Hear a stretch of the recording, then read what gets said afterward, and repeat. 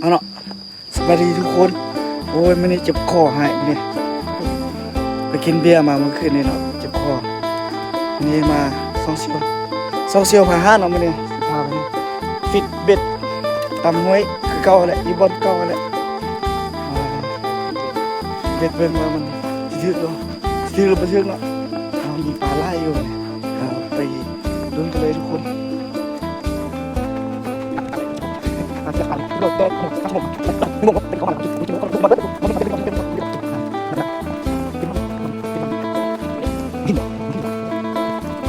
นี่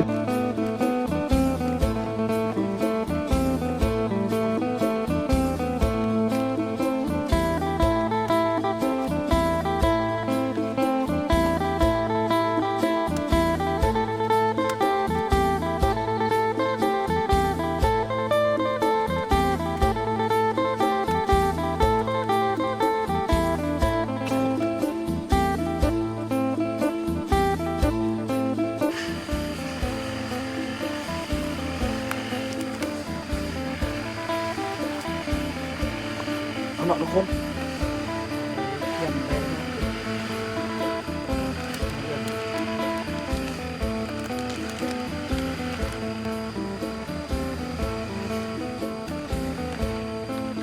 นี่นะ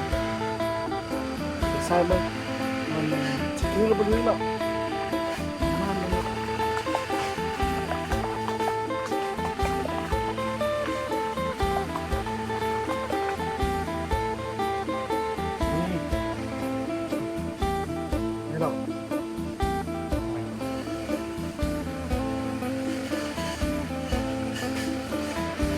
ไม่รู้เนาะไม่รู้ว่า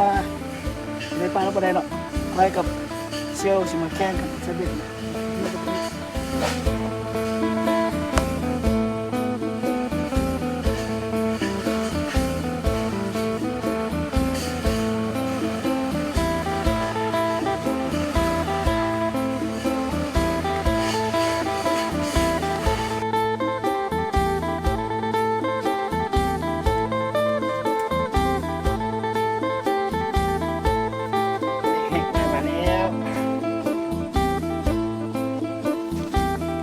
ข้าวเนาะตอนนี้เนาะ